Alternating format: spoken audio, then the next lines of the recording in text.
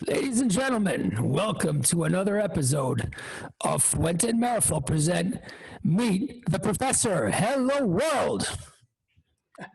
Hello, everyone. Yeah, how's it going? Happy Sunday. Happy Fuente Sunday. I mean, to me, every day's a Fuente day. I mean, Friday's a big day, but to me, every day's is a Fuente day, right, Jeremiah? Absolutely. Melanie? Cynthia? Yeah, well, it doesn't get much better than that. How is everybody doing on this wonderful Sunday? Amazing. All good, all good, all good. So, where's Carlito? Yeah. The question of the minute. Where's Carlito? I see everybody has a beautiful cigar in their hand. What are you smoking there, Professor? Hemingway? I'm doing Hemingway today, but I don't know. This wrapper, I don't really know. Is it that really that good that I love it? Is it really that good? I don't know. Once you start burning it, you'll find out. And I see, I spy with my little eye. We have a, what is that, a Don Carlos, Cynthia? Oh, she's muted. Hold on. Let's unmute Cynthia. There we go. Oh. Still unmuted.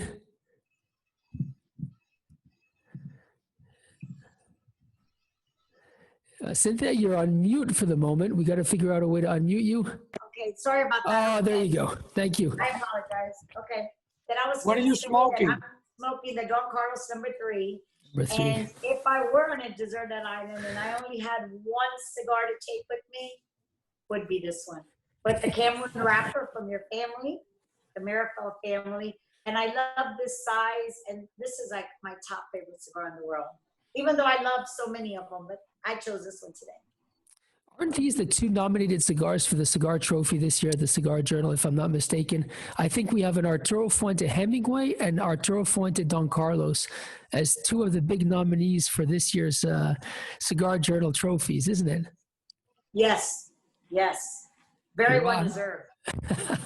Two amazing cigars without a doubt. I mean, Hemingway's been around. Maybe Cynthia could remind us for how many years Hemingway's been around. I think I've been smoking it for about 20, but I think it's been more than that. In the 70s, yes. Early 70s, I believe. And there's so many sizes in the Hemingway line, all the way from the short story to the masterpiece. And I love every size. I mean, like, short stories are perfect if you don't have enough time. And then if you have a lot of time, 3 or 4 hours, masterpiece. Melanie, what are you smoking today? I have a Casa Cuba. So I went I went with the new tradition that they started. Exactly. It's Casa Cuba Sunday with the Casa Cuba crew. Thanks to Michi to put that together. Right? I'll be smoking one of those later. Michi Brito and her crew. She's an amazing person. And they do a great job. And they've been promoting the Casa Cuba so wonderfully. And it's a fabulous cigar too. My father's last creation while he was on this earth. But you know, for me, it's only 2 o'clock.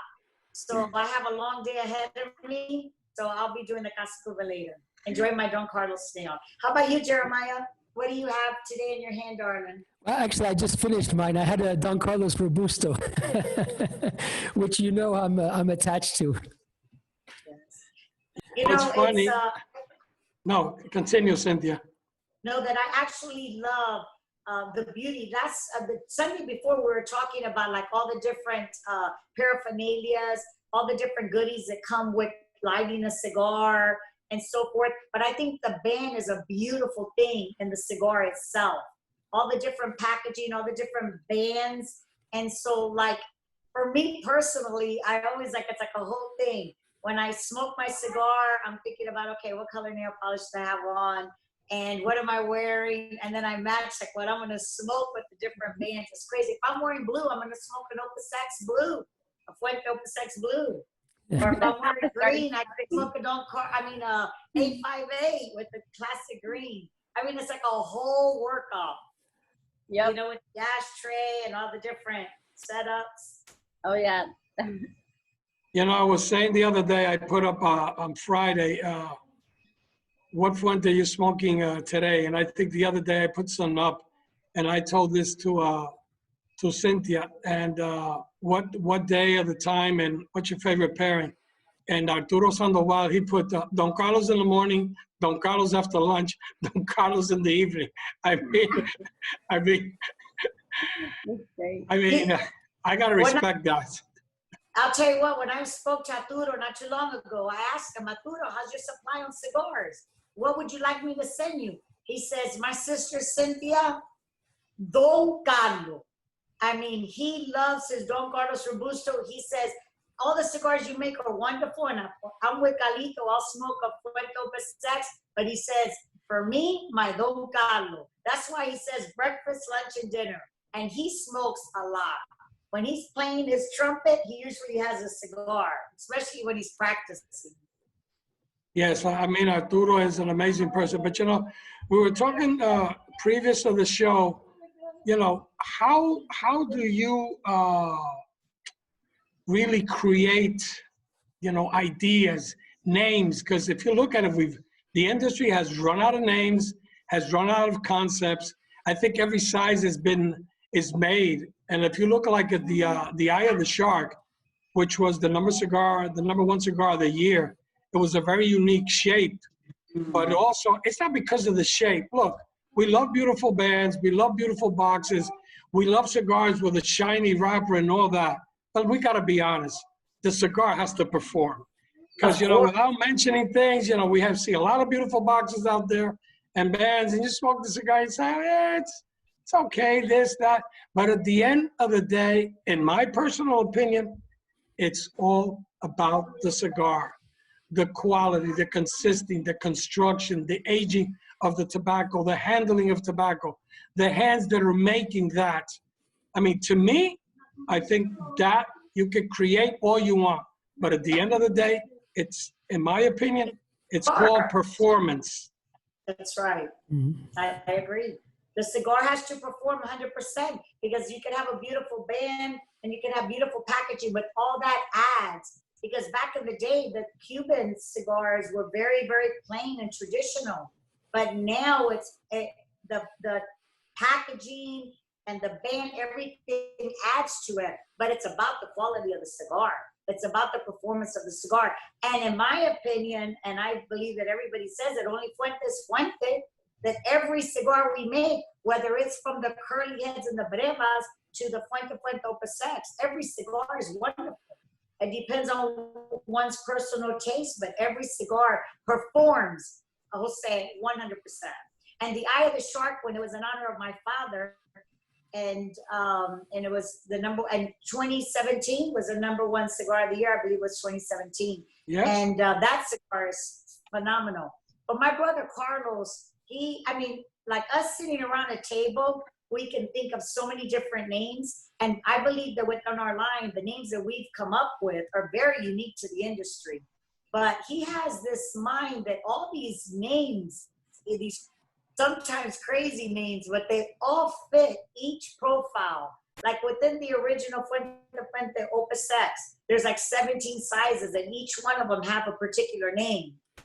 But they all just go for that size and the profile of that cigar. But he definitely comes up with some goodies, that's for sure. Untraditional, if I may say, like the BBMF, for an example. What do you think, Jeremiah? Oh man, I love it. I think it's absolutely nuts, but I love it. And you gotta have balls to do something like that. But at the end of the day, when you can deliver what's behind it, then you can deliver what's in front of it. And you know, cigars like the BBMF, like the PJ, they're so special that they can pull it off. That's my opinion. You know, last night somebody, Arlene, which is a big fan of us. I mean, she asked, somebody posted about the Royal 8. And then I couldn't remember, and I couldn't remember, and I couldn't remember. And then I remembered, I think it was 205 or 207, that had 3 opus in the tube, a Lancero, and I can't remember the other cigars. So now people went crazy and they're looking for that.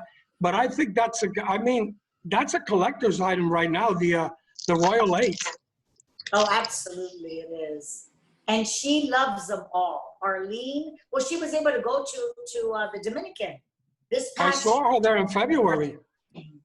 And she was able to see everything on her own. And now she's been all over the Facebook, putting it on social media, all her beautiful collection. And she shares. Because I always say cigars are to be shared.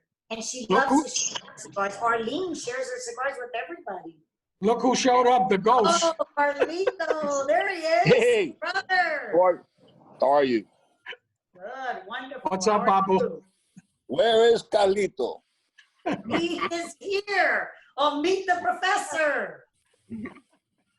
Carlito, we were talking today about concepts, ideas, inspiration, how names come up. And one of the things that I know that's been asked to Cynthia and probably Jeremiah also, and you probably have told her this 1,000 times, a lot of people really want to know. The Opus Band is probably one of the most beautiful and elaborated bands in the world, without a doubt. And I'm not saying this because I work for you guys, because I told you this a long time ago when I saw the band for the first time. So the inspiration of the band, and I know that somebody posted the other day that there's little details about the band. Could you elaborate a little bit for our people about the band? What was the inspiration about all this? Of course. But I don't have anything in front of me to read what I said in the past, so I don't know if it's going to be the same. It's easy to remember from the heart. Listen, it was born out of a labor of love, Love. of really blood, sweat, and tears, of a lot of painful nights, a lot of uncertainties, you know, a lot of praying, a lot of support from my entire family, people that gave me the support that not to give up. It was a long process, very long. And it all started out from the beginning that, you know, in the industry, I've learned over time, well, this is the way I was taught. Things have changed. And we talked about this many times in this show, how our industry has evolved and has changed. But the way I was brought up, that it was very difficult to come out with new things. And it was very difficult to change anything. If you used a certain color and it wasn't traditional, and to do something like what I did, the first one to use green, you know, green was with Montesino. I wanted to be different. I wanted to be green because it was the color of our building. I love them. It was the color of our building, you know, and it was the color of just a lot of things started happening in tobacco, and I wanted to be green. But I remember there was a person that came to my dad some time ago, one of the big manufacturers who's no longer in the business, but one of the most respected manufacturers, saying that I was going to ruin the business because green is the worst color for tobacco, that it should be browns, yellows, reds, and golds, and so forth, that I was going to ruin it. Anyway, my father didn't want to discourage me. I started with green. And I always believed in being different, and being taught that, you know, that there's only so much you could do within a line, and everything prior to Fuente was Arturo Fuente. And we had Arturo Fuente have evolved into Arturo Fuente Hemingway series, the Arturo Fuente Don Carlos series, Arturo Fuente, you know, the Chateau Fuente series, and a lot of different lines, you know, the Arturo Fuente Gran Reserva and classics. And to you know, I was thinking what we're going to call this Arturo Fuente. In the beginning, my father coined the nickname that with George Brightman and everything, joking around. Because everybody said it was impossible and that we were going to fail. As a matter of fact, that we were actually lying about growing tobacco wrappers in the Dominican Republic, that it was impossible. And they coined the Project X from Planet 9. My father said, well, for now, stop reaching for support of your colleagues and everything, because, you know, if you believe in something, go for it. And my father gave me all the support. And to do it at the beginning, when I was searching for names, it was going to be like a Arturo Fuente selection, because it was Project X from Planet 9, and that's like your little girl. You know, she has a nickname. I've used this comparison before. She has a nickname which is Sweetie, Sweetheart, you know, my pumpkin, this and that, and everybody gets to know her as that. This was Project X. You know, when you introduce a society, I couldn't introduce a cigar to a market at that time, which was very traditional. People didn't change. It was very, very traditional up to Fuente X. To introduce a cigar called Arturo Fuente Project X, it was not known. It was unheard of. it would have been designated to be an immediate failure because such of a stupid name like that. Today the world's changed, obviously, and I think I participated in changing it. But I thought to myself, to have another Arturo Fuente would be so confusing, it would get lost. And this was so different and so unique in every way, even from the way we blended the tobacco. And I say we because I never like to say I. By the way we blended the tobacco, the things that we did, because I wanted to capture that tradition, that heritage, you know, that little humble wooden house in Ybor City with a tin roof, that it was so powerful and so much noise inside, because every time you walked, the wooden floors would creak. When it rained, the tin roof, there was just so much sound and coffee brewing and people in the chavetas of the cigar. It was alive. And I wanted to recapture that heritage, because up to that, everything was very, very mild. You know, the branding was sweet smell of success, everything mild, everything was cute, everything was, you know, little aroma. And I wanted something that was a powerhouse, that was a raging bull, like the way I was brought up, you know, the heritage. You know, my grandfather fought roosters, and that might not be politically correct, but that's my heritage, and I'm proud of it. And, you know, we grew up that way. And I want something for it to be another Arturo Fuente. It was too different. But I thought to myself, what is it that's most important to me? And the most important to me was to pay tribute to my father. And this was the project that was father and son. I want to pay tribute to my father. Everything else prior to that was Arturo Fuente, my grandfather. So I thought of how could I pay tribute? It started father and son, Arturo Fuente, you know, and then I saw father and son. It's how could I work things. So I started with Carlos Fuente, and I started working with a logo of a design, still didn't have a name. And I started working with like 2 C's and so forth, put them backwards. And it was so confusing with an AF in the middle. Then I said, no, Fuente, Carlos Fuente, father and son. I started with 2 F's, and it just was so distorted, and it became a logo. But it had nothing to do. It's just, I wanted to pay tribute, Carlos Fuente, father and son.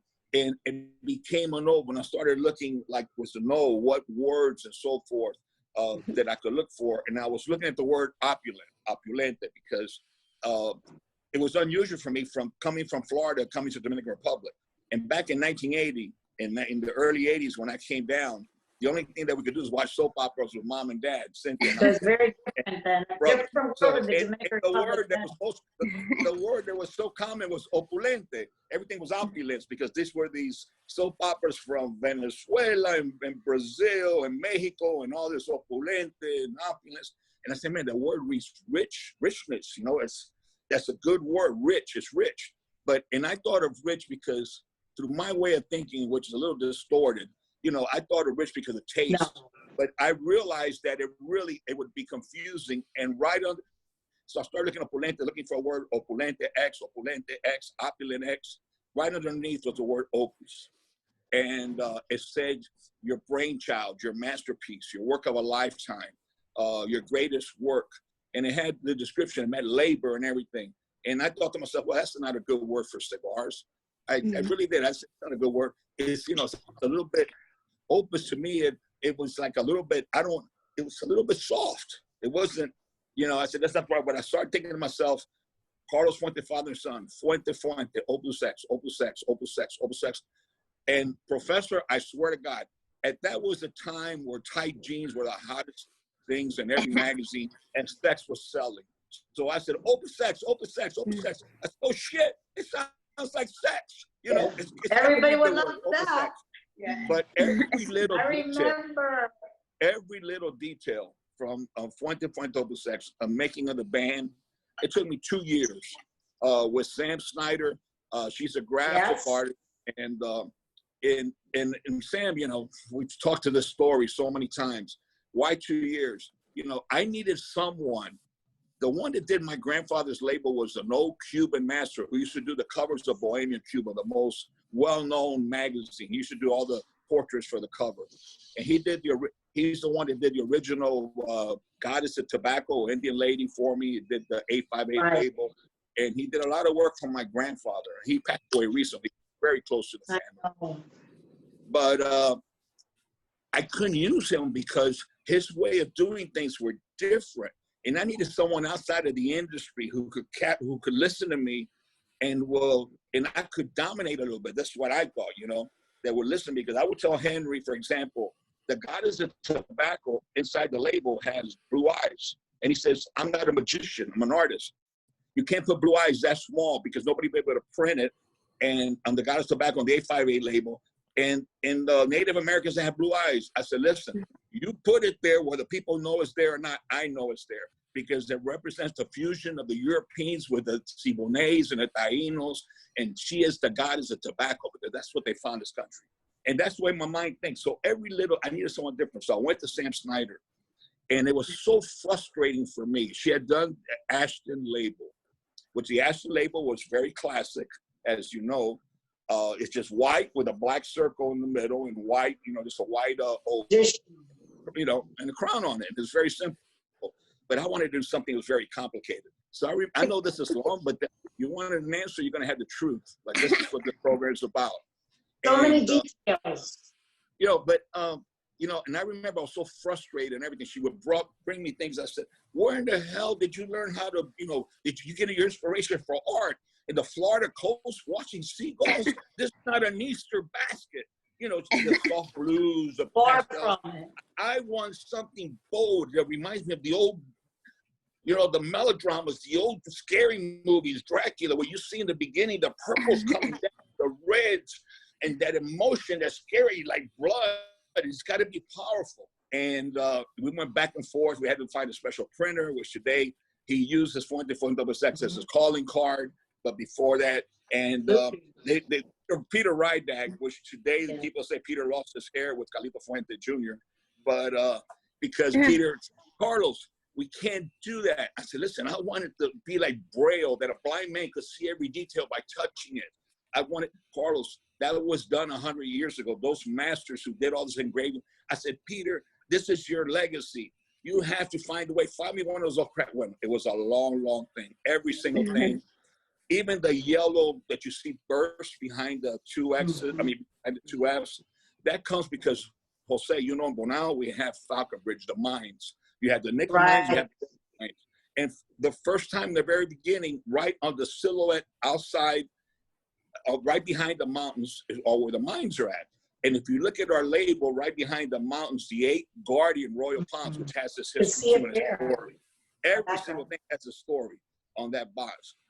Behind that, every 20, you know, every 15 minutes for about 20 seconds, you see a glow in the background. Well, Enrico Barone with George Bryman, when they went down to take the first photo, it was late. My father and I were on the fields, and Enrico, it was dark. They had to rebuild the whole thing. That's why the whole image came out. They had to rebuild my face because there were no lights. There was no electricity, no running water back then. And I know it was late. The sun was already going down. And Enrico said, I got a few photos left. You know, just go out to the field. My father said, hell no, you know, I want to get back. And those were the classics. I got to, you know, I got work to do and so forth. We went on the field, and I remember this one of these shots that we took, and I talked about this in an earlier program. There was a glow behind us, and that glow, I didn't know what the hell it was. That glow, every little detail, that's from the mines that are near the Chateau de la Fuente, and behind those 8 Guardian Rodeo Palms. I mean, the little details. If you look at the bottom of the band, you see these colors. They represent the elements of the earth, the universe, earth, wind, and fire. You know, the browns and everything are the earth that, you know, the soil and everything. The yellows are the winds and, you know, and so for every little thing. And the fire, the passion and the determination to pull this project and bring it to market. The saying that it's possible, I'm going to do it, you know, every little detail. And even one of my little secret details, which is not a secret because I've told people, you look at the bottom the first time in history that you see like a tear on the bottom of the band. Right. That's great. That had never been done before. Now you see other bands imitating, you know, it's so flattering to see everybody want to imitate everything Fuente has done. It's really flattering. And you see the tear and so forth on the bottom of the band. That, imagine a printer's never done that. Or little bands where you have to print 1 million or whatever. And just the time, that little thing, well, Carlito, you're crazy. I said, I want the tear because this represents something of my life. When I was 14 years old, Professor, 14 years old. I remember my first girlfriend, Jackie Allman, blonde with I remember her. of course you do. She was beautiful. Yeah, she was beautiful, man. You know what? I got in trouble. Sometimes you don't want to start so beautiful, someone so beautiful, when you have your testosterone, coming out of your ears. But Well, I remember all your girlfriends, sweetie. Oh my but God. anyway, we were about the same age, 14, 15 or so forth. But she looked like she was 18. I mean, she would walk and everybody had to stop and look at her. So we were in junior high together. And that summer between junior high and high school, we go to the Florida State Fair, Gasparilla and everything, which people know in Tampa. It's a very well-known fair. And then back then, they used to have these little, souvenirs and things that you buy. And there was this little a little heart that was torn in the middle, the little metal heart you would wear. So I remember I gave her half a heart, and this was my half a heart, and we were together. We were one heart. Well, Melanie, I lived all of this with him. This is like best friend things. When we went from junior high that summer to high school, all of a sudden, Carlos Fuente, who was a football player in junior high, was a left defensive tackle because I was pretty crazy. I used to hit, lefty. Once I got to high school, those guys were like 6'4" and everything. They were raised on Angus, and I don't think I you. Oh, not a problem. They were big guys. I got hurt, and all of a sudden, she was, these guys that were seniors who were driving cars were very attracted to her. And that was my first heartbreak. And I remember how I suffered and everything. And that tear in the bottom. We suffered it with you. Yes. That tear in the bottom represents. I thought I was your heartbreak. Oh. My girlfriend. No. You. Lisa, you're not my first heartbreak. You're my continuous heartbreak. But I love you, hey, listen, Carlito. you know what, Lisa? I've tried, but I've always been very cautious not to overstep because your son is a leading Marine, and I got to be very careful. But anyway, every little detail on there. I mean, and I could go on and on. It all started with the AF Classic band. You see the points on the top and the bottom, but everything was an evolution of emotion. A part of my life. I mean, every single detail from the two F's who represent Carlos Fuente, father and son. And we're just talking about the band. If you go into the label, it's endless, everything. I mean, there's a reason and a purpose for everything. And that's been my life. And, maybe I don't have the spark anymore that I did back then, whatever it was. But, that was the time of my life where it was just the creativity was flowing and the ambitions to be able to accomplish things and make my father proud and my family proud, to be able to create something that was Carlito, that was individualistic, that was unique, and that customers would enjoy. And to be honest with you, I never expected to have the success or the worldwide fame that it has today. I was just trying to prove that there was no logical reason why you can't grow rappers in the Dominican Republic, which is a volcanic island, just a canoe paddle away from Cuba, an island that has the most rivers in the Caribbean as far to nourish the lands, an island that has the highest peak, the highest mountains, and the sweetest fruits in the Caribbean, and that I could tell you. And, the soils are the same. There's no logical reason. And I just wanted to prove that because I was very grateful to the Dominican Republic. And I was in love with the Dominican Republic. And I believe God brought us here for a reason. And I thought it was, I'm thinking to myself now, just thinking, all these things come to my mind. And I wanted to make a cigar that would be me. But I realized that what I was doing, I realize now, I realized then, is that Fuente X was the vehicle that dreamed to achieve the impossible, was the vehicle that brought us to realize that in life you have to get back.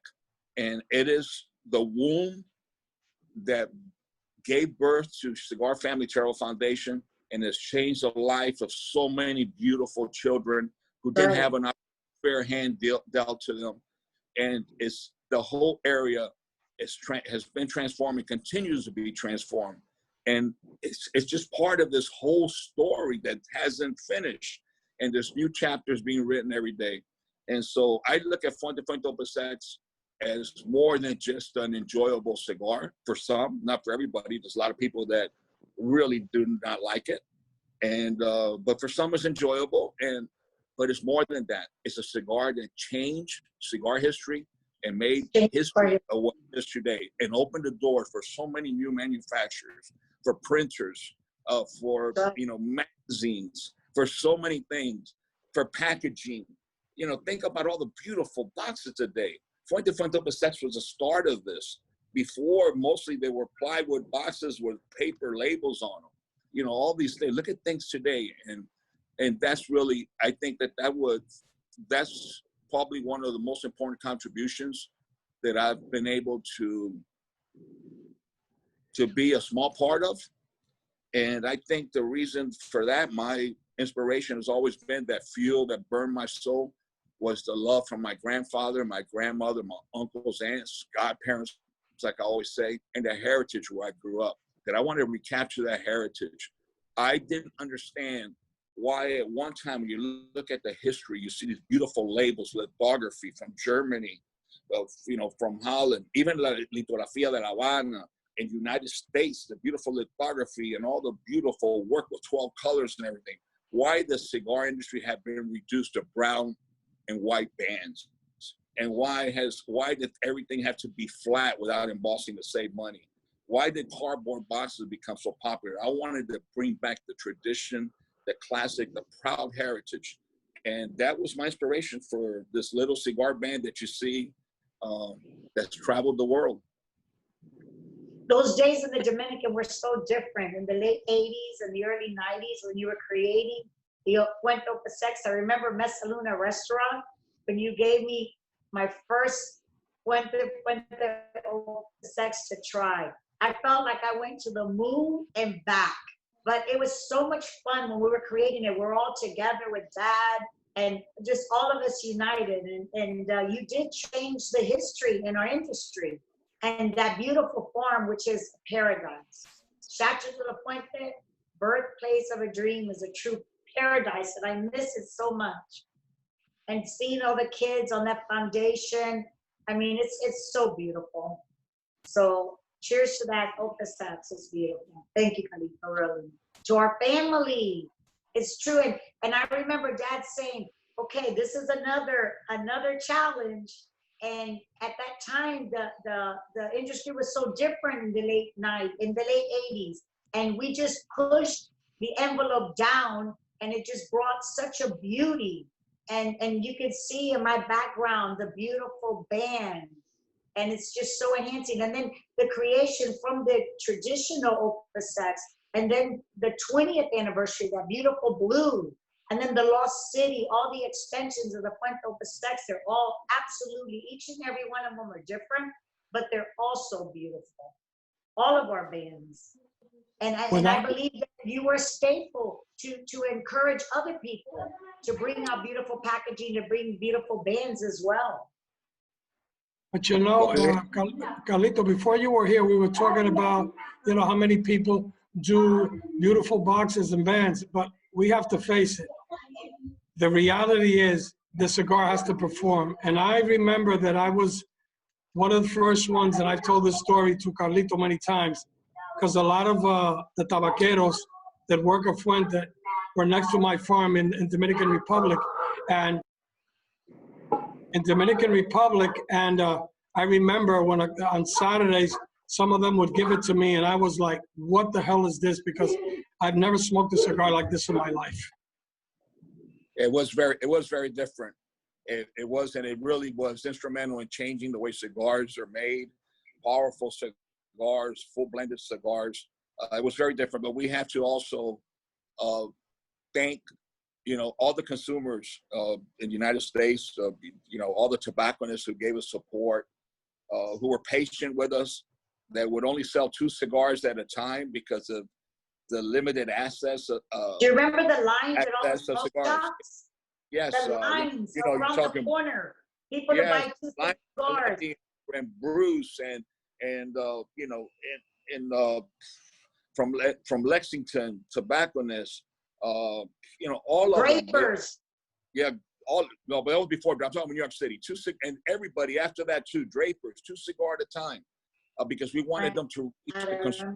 So I mean, there was a collaboration between the retailers, the manufacturer, and we can't forget probably the one that you know, the captain who drew this fast-moving ship, or you know, it navigated it. You know, Marvin Shankin, Cigar Aficionado. They did so much for, just because they were telling a story of the brand and the challenges that were being faced in the very beginning.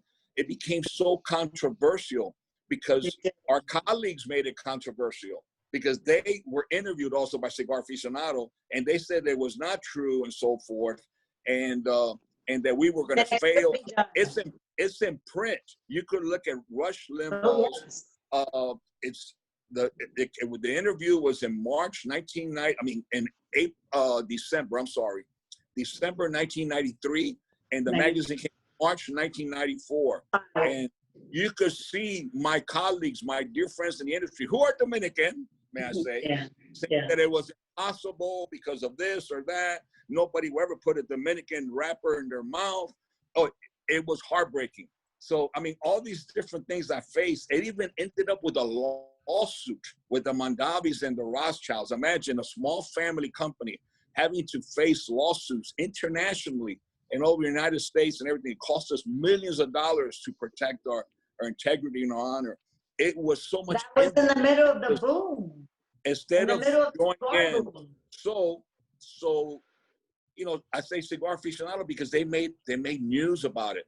But if it wasn't for our competitors, who are my friends, who love me dearly, and if it wasn't for my competitors, it was, you know, it would have been life would have gone on. But they made it something that was so impossible that I would never be able to fight harder. And no one will ever put a Dominican, these are Dominicans, and you know, I'm talking about, I'm not gonna mention names. You guys, you could look up the article and you can see for yourself. It led to even a lawsuit that was force of envy.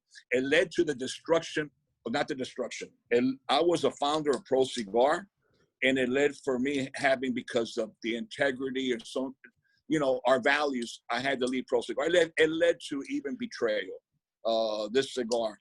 And explain why with the lawsuit. Those are the negative. Those are the negative things that use the word opus. Yeah, no. Listen, they didn't matter. They wanted to destroy us. Because they wanted a cigar that was called Opus One. Wait a minute, Cynthia. Cynthia, please. Has nothing to do with Opus. Has to do with destroying the Fuentes, because the Fuentes were gaining notoriety. Has nothing to do. That was just a tool that they went out and they went to these people saying that it was going to cause problems and everything. And they got these people against us. It has nothing to do. It would have been something else. It became a problem, but it's, you know, that's, I started going through my mind of what I lived through, and I was thinking of only the good part, but nothing comes easy in life. But I'm just saying that if it wasn't for my competitors who tried to destroy Fuente and tried to, that just said it was impossible, could never be done. If it wasn't for them, I don't think it would have got this, it would have achieved this incredible story of, you know, this, it wouldn't have the heights that it received. Because to give you an example, we were 3 years in a lawsuit with two of the most powerful families in luxury products, in wines, the Mondavis and the Rothschilds. They sued us in California. We won in California.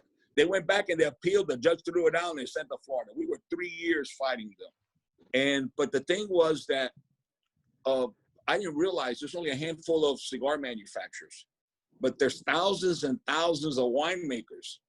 And none of the winemakers or chefs really knew who Fuente was in the early 90s. But because of this lawsuit and the wineries, they went with a public relation company. I mean, they brought out all the big guns, everything they had, the #1 lawyers. They tried to destroy me. And, you know, one deposition after another, but they weren't depositions like today. It was like a Nazi interrogation. They were trying to break.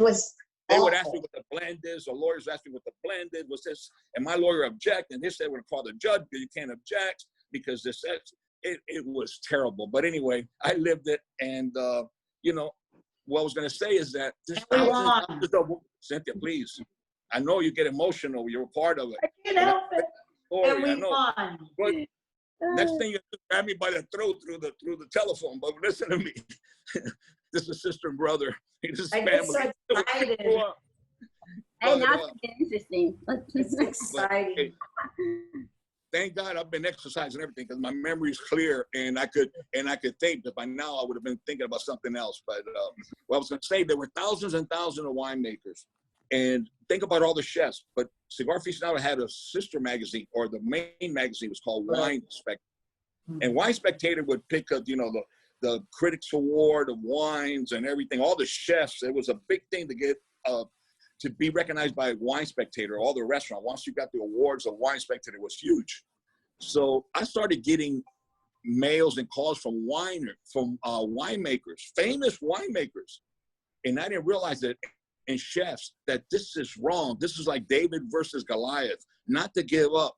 This is so wrong what they're doing to you. These people are not good people. The brothers fight against each other. They've had problems in the family. They think I didn't realize that they had competitors that were hated.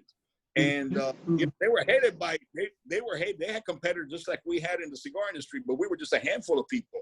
They were thousands and thousands of people. And all of a sudden, Fuente and Fuente Doble Sec became well-known in the wine world. They became well-known in the the Michelin restaurants. It was a topic of conversation.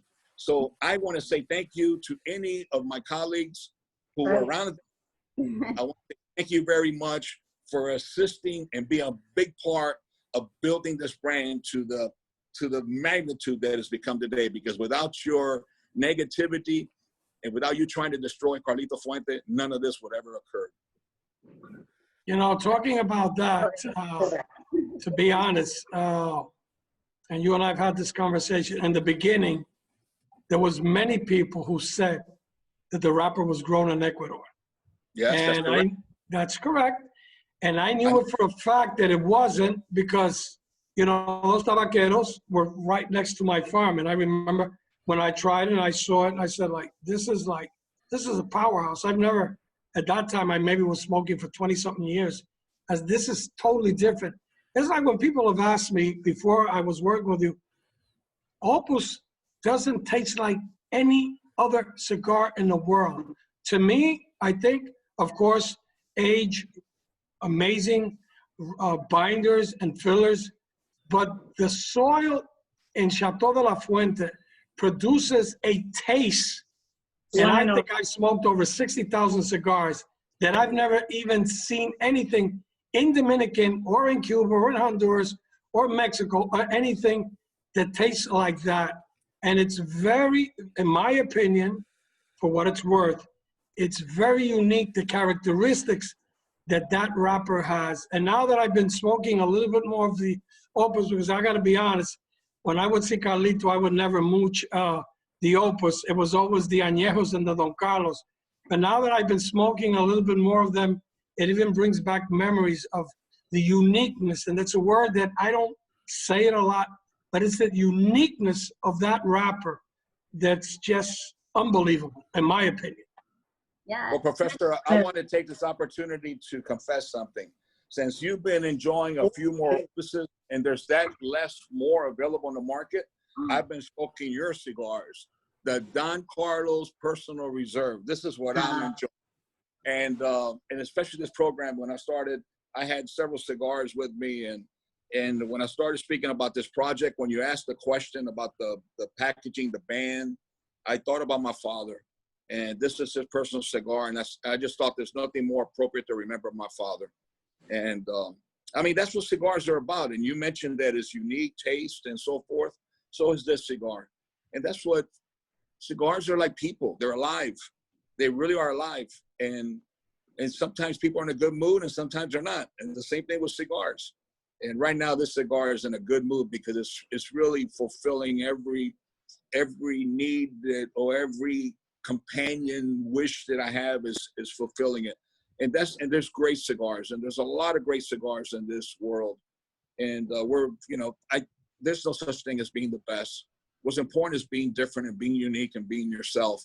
And for the consumer to find a cigar that is unique, that is for him or herself, and something that they enjoy. And it doesn't really matter what brand it is. It's not about branding. It's about people. It's about people and people coming together and enjoying themselves, as we are right now. If I can say, like you're saying that you're smoking the Personal Reserve, because during that whole project, Dad was right by your side. And through everything that you wanted to do, he said, this is going to be very challenging, but we can do it. We're going to have to put our guns on and concentrate. But he was right by your side all the way along. So today it's wonderful for you to smoke the Personal Reserve because he's right by your side. I'm also smoking the Don Carlos. Absolutely. And I'm gonna say something because I've said it in interviews before, even working with you guys. In my personal opinion, with a Cameroon wrapper, there has not been made or will ever be made a cigar like Don Carlos Personal Reserve. I had the privilege from Don Carlos to give me sometimes when I would see him at the airport. When I would go to the factory, I would get some from the late Samuelito, and Carlito always was very nice to me. But that cigar, in my opinion, has everything you want in a cigar and more. It's a cigar that's just outstanding. If somebody tells me that they don't like a Don Carlos, I said, you have issues. I don't think there's one individual that doesn't like a Don Carlos. Nope. I don't even think that there's an individual that doesn't like any Fuente cigar. I agree, Melanie. That's very, very true. And they're all Carlito, different way, but they're all the same. Wonderful. Carlito, let me ask you this. We've always seen different editions of the Opus. I've had the privilege, I'm not gonna say I've smoked them all. I've smoked one here, one there. But I've known that even though it's under Opus, in my opinion, they're just a little bit different. I'm not gonna say they're better, but just different. So my question to you is, when you're working on a blend, let's say you were working for the one in Dubai, or you were working with Lost City, or anyone, I think the 2005, I've seen a lot of people lately posting about it. What comes to your mind when you're there with you, Juan Sosa, and you guys are working on those things? What comes to your mind? What are the things that you say, I want to make it, I want to tweak it a bit? How does that tweaking work? Well, said, what comes to my mind now is necessity. It's necessity and being loyal to your teachings. How did the first evolution of Fuente Opus X come about? It came about making a movie, The Lost City, with Andy Garcia. Right. And, Bill Murray and Dustin Hoffman, Inés Satres, and some, Stephen Bauer, who's a dear friend of mine, Joey from Scarface, Stephen Bauer. And, it's a lot of people. And it all came that Andy asked me to do a summer crop. And it was, we did a summer crop, and it started from something that Andy asked me to do and said he would help with the scholarship fund for Cigar Family Charitable Foundation. So we reblended that a little bit, and to have the cigar, for it to be different, everything, for it to work with that tobacco. But it's very similar, but it's different. And then if it was something that was so limited, it was so very limited, and our farm was a lot smaller back then. It was about half the size. And so we couldn't make many, and I never anticipated, and we still make very, very few. I mean, when you talk about the Lost City, factories can't survive with that amount of production. It's so small. It's just that it's subsidized by so many other things that we do. But for example, the next main one I think was Angel Share, Fuente Opus X Angel Share. I love it. That's the story. I think that's the reason. Fuente Opus X, people at that time, I wanted something rich and bold. The farm, I'm not gonna say undernourished, because it's nature and so forth, but you have to develop things, and it takes time. And you have to learn the lands, and you have to, learn to work with it, the drainage and everything, because it's like a little microclimate surrounded by mountains, the river, so all that water washes in and everything. And we leveled soils with, we used laser technology to level the soils. And one thing I think that had a great influence was the organic fertilizer, the old school organic fertilizer that I started using, because I learned that from the old school, from the old timers. And even the engineer, the agronomist, or the scientists that did the soil analysis, they didn't believe in it. They say it doesn't work, but that's the story that you bring it up in another program, because I got a lot of stories if you just ask the right question, Professor. But it's, what happened was that the tobaccos in the beginning, the lower priming tobaccos, the leaf towards the bottom, were very thin, and they didn't have the oils or the shine. So I worked only with the very, very top part of the plant at that time. And people got used to, how you doing, my brother? You're looking beautiful. Good to see you. Nice to see Love you.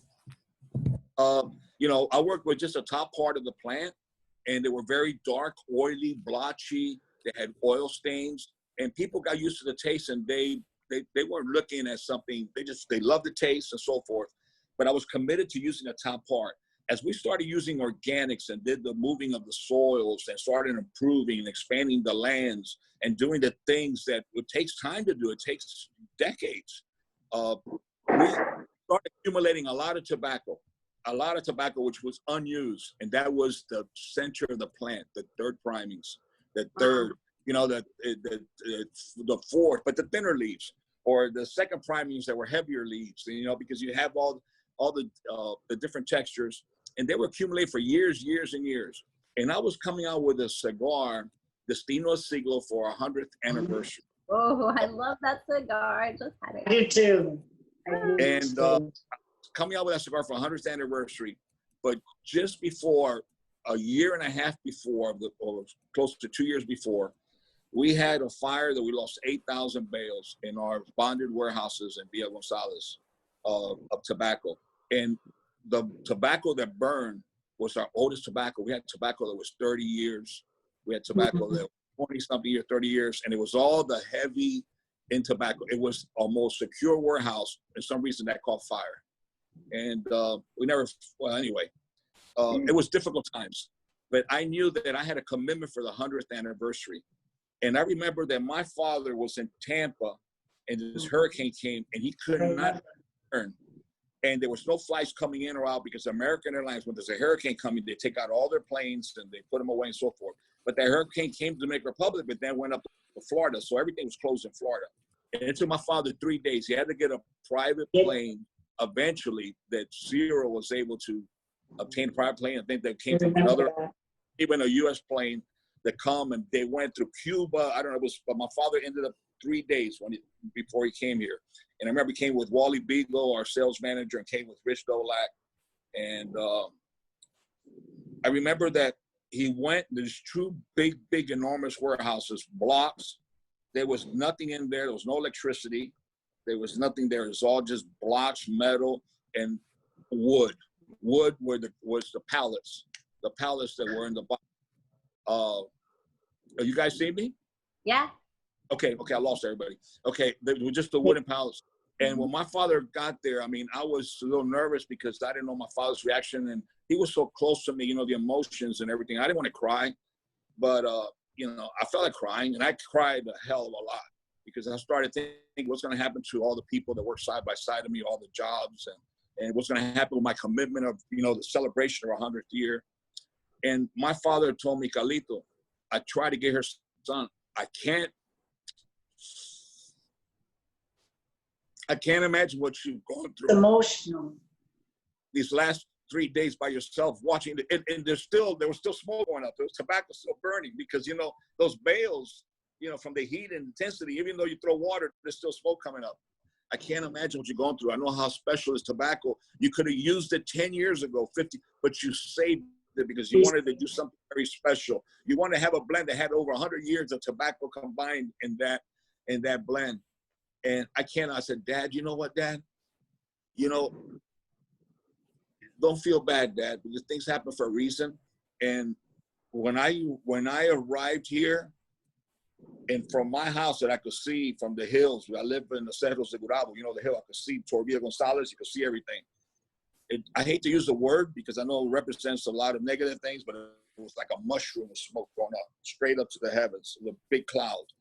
And when I got there, that smell of tobacco, it was just all tobacco. There was no chemical there. It was just tobacco burning.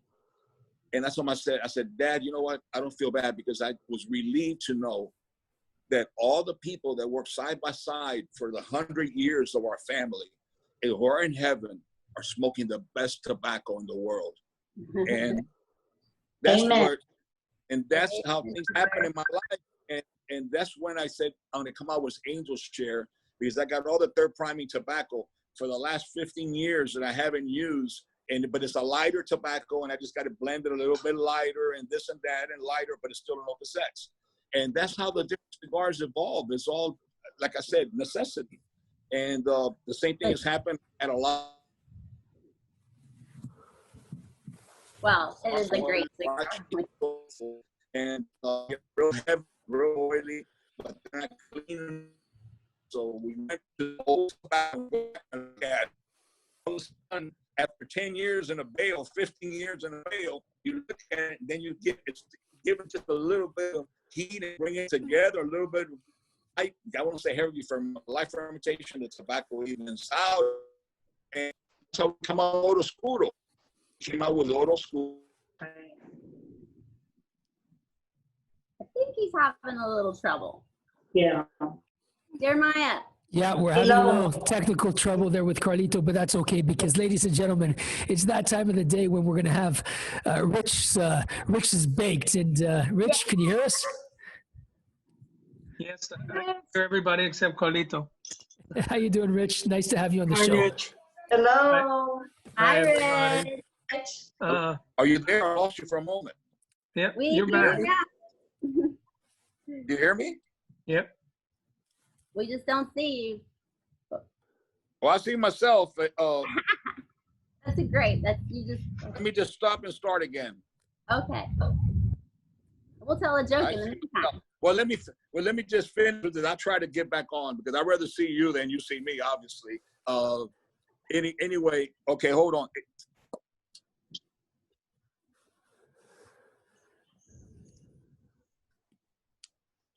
All right, there's definitely some I don't trouble think there. and he didn't hear that Rich was coming on. All right, that's okay. perfect. Rich, you should take the opportunity and shoot. Yeah, let's Alrighty. go for it. Okay. One of these days, I got to tell Carlito how I got into the cigar business after 44 years in the apparel business. Enrique had something to do with it, but it's a story I'll save for another time. You know, in New York, there's a lot of police officers leaving the police force and taking early retirement. Well, there was an Irish cop from New York that retired about 10 years ago and moved to the hills of West Virginia, away from everybody. He was just tired of people and noise and everything else. He moved in the middle of no place. And after about 6 months, he hadn't seen a neighbor. He hadn't seen anybody. He drives an hour and a half to go get his groceries. And one day he hears a four-wheeler drive up and it's a neighbor. He said, you know, what's up? Guy says, well, I know you've been living out here in the wilderness for a while, but we're having our annual party and we'd love you to join us. He says, you're kidding me. He says, well, if you can handle it, it's okay. He says, what do you mean if I can handle it? He says, there's a lot of drinking. He says, I'm an Irish cop. I can handle a lot of drinking. He says, well, you know, there might be a lot of fighting. He says, what don't you understand? I'm an Irish cop. I can handle the fighting. He says, well, it may lead to some sex. Guy says, hey, I've been out in the wilderness a long time. That doesn't sound too bad either. He said, well, what should I wear? His neighbor says, doesn't matter. It's just going to be the two of us. That's true. Very Sounds good. like something my dad would say. Thank you very much, Rich. That was fantastic. Okay. All right, well, make sure to be back next Sunday because Rich is coming back for more. Thanks. Thank you, sir. Definitely. I want to tell you that we have been, I've been broadcasting Facebook Live, and there are so many people on here saying that they love the Fuente family and they're thanking you, love your passion, Carlito, and they're all very, very glad that they can smoke Opus cigars. So you have a lot of fun. Do we have any questions? Not many. but we're gonna try to get. Let me see if I can find them. There's loads of questions, Melanie, but some of them are so politically incorrect we can't get into them on the show. Oh, yeah. Well, Oh, yeah. Oh yeah. I'm sorry, proper attire, but I see that my There son you go. Jeremiah's here. I apologize not to have the big pocket square and the scarf, but I need that for Mr. Richie Jr. himself. Oh, but you look fabulous. Jeremiah, next time that I see you, you must bring your eagle and put it on your shoulder, okay? Because he's That's right. That's right. too. We'll keep I that love for the that. next time we're in India together. By the way, you have the best regards from Mr. Oberoi, who I corresponded with over the weekends. That's beautiful. I'm happy to hear from him. That's beautiful. Thank you. Carlito, let's wrap it up with one last thought. Opus 20th anniversary. I mean, it's sought out as one of the most sought out cigars there. What was the inspiration for the 20th anniversary of the Opus 20th anniversary? That beautiful blue. Oh. Well, the blue, if you look at the blue, is basically similar to the Destino Siglo, the blue. And there's a reason for the blue also. Blue was the original color of my grandfather's logo. It was that same exact blue. It was the blue. It was, if you look at the inside of our logo now that has the AF, it's red. I changed it to red in the late 1970s. Originally, it was blue. Wow. And yeah, so that's where everything happens. It's always paying tribute to our heritage of my earliest memories and everything. So the blue became part of it. Now, it was very risky again. And going back, I wanted to distinguish, to have something different. And if you look at some of the ads, we started, it was like a teaser, I guess, marketing people would call it. Some of the ads that had the Opus X red, and it was weird. I would never touch a trademark as powerful as that, and it's known. And it started evolving from red to blue. And for, many issues and different publications, you saw the Opus X going from red to blue. And half of it was red, and then it started, it feathered into the blue. And the blue was just something that we worked on, and everything, again, is a lot of people prefer the blue. I enjoy the blue a lot of times, as I find the blue a lot easier to smoke than the reds. And, for me, the reds for special moments and all that, but the blue is just, to me, the blue is a lot more like, how my father taught me to blend. It's just a much more, it's not as, I don't want to use the word aggressive. It doesn't have the octane of the reds. The reds is a Ferrari, man. It's the motor. I don't want to say the word because it might be young people, but it's that motor there. And like I said before, your knees and your vibrate and everything, and they're gonna take you out like with a can opener, and you can't walk for a couple of days after you. And that's what it was. The blue was a lot more elegant and so forth. But the inspiration was 25 years, and I want to do something different, special. Again, the blues are with the lower priming wrappers, not the heavy wrappers as the Fuente Pasex.